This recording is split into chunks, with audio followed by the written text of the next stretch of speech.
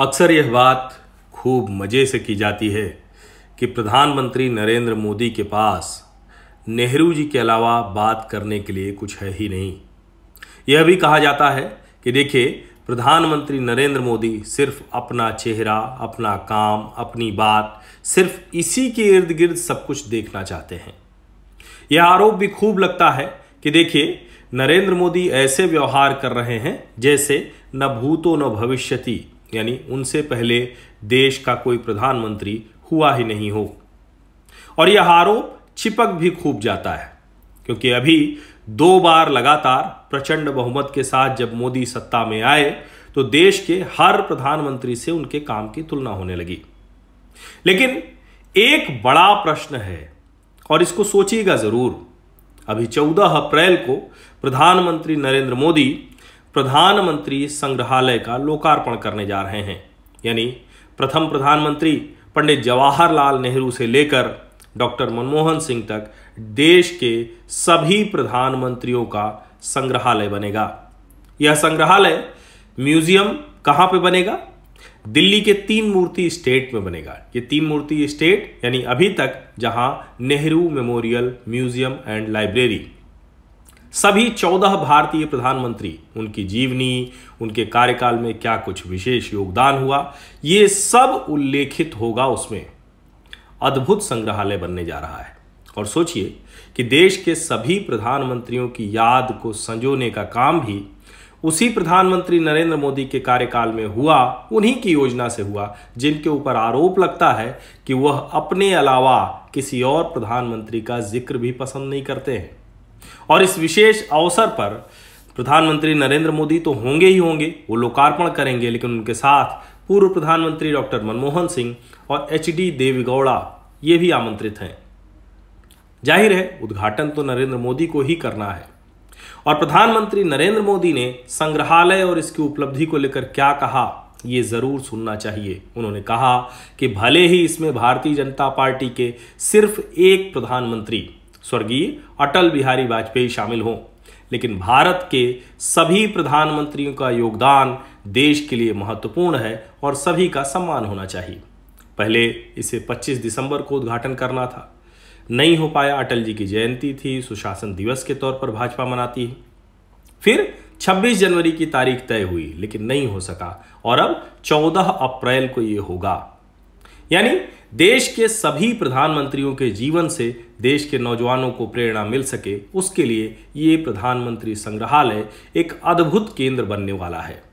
पहले यहां सिर्फ नेहरू संग्रहालय था, अब नेहरू जी के साथ ही सभी पूर्व प्रधानमंत्रियों से जुड़ी हुई हर चीज यहां दिखेगी।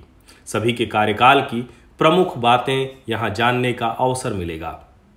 भारत के स्वतंत्रता संग्राम से शुरू करते हुए स्वतंत्र भारत में कैसे देश के प्रधानमंत्रियों ने निर्णय लिए, उनका कैसे भारत को बेहतर बनाने पर प्रभाव पड़ा, इसे भी नौजवान जान सकेंगे।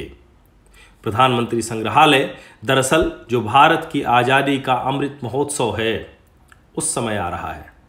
इसमें जो कॉन्स्टिट्यूशन ऑफ इंडिया बना, यानी भारत का संविधान बना, उसके बारे में भी बहुत कुछ जानने समझने को मिलेगा।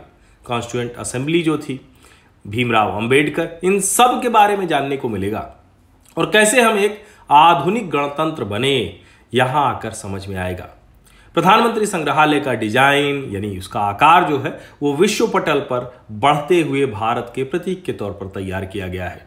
कमाल की बात यह है कि इस संग्रहालय को बनाने में कुछ भी बिगाड़ा नहीं गया है, न तो एक पेड़ काटा गया, न कहीं और ले जाया गया। यह भव्य इमारत ऊर्जा संरक्षण का भी प्रतीक बनने वाली है। प्रधानमंत्री संग्रहालय का जो लोगो है वो भारत के लोग यानी we the people of India, हम भारत के लोगों का हाथ है जिसने चक्र थाम रखा है। Holograms, virtual reality, augmented reality, multi touch, multimedia, interactive kiosk, computerised kinetic sculptures, smartphone applications, interactive screens, यानी आधुनिक तकनीक का कोई भी जरिया वो छोड़ा नहीं गया है। और इसके जरिए भारत के लोगों को भारत के बनने की गाथा, भारत के प्रधानमंत्रियों के कर्तृत्व के बारे में पता चलेगा। आज़ादी के अमृत महोत्सव पर इससे सुंदर उपहार देश को भला क्या होगा। हालांकि भारत के जीवंत लोकतंत्र को प्रदर्शित करने, मजबूत बनाने वाले ऐसे ढेर सारे सुंदर उपहार प्रधानमंत्री नरेंद्र मोदी आजादी के अमृत महोत्सव के दौरान देश को देने की योजना पर कार्य कर रहे हैं।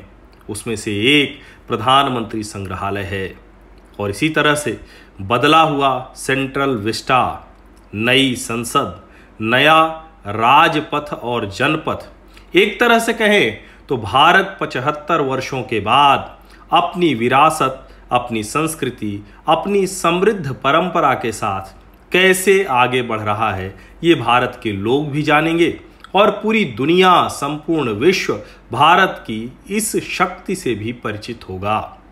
और सिर्फ परिचित नहीं होगा, उसे यह समझ में आएगा कि बदलते विश्व में भारत की भूमिका क्या है और भारत अपनी इस भूमिका को निभाने के लिए पूरी शक्ति के साथ तैयार है। देश के नौजवानों को यह भरोसा एक बार हुआ तो फिर से हमारा तिरंगा लहराता दिखेगा।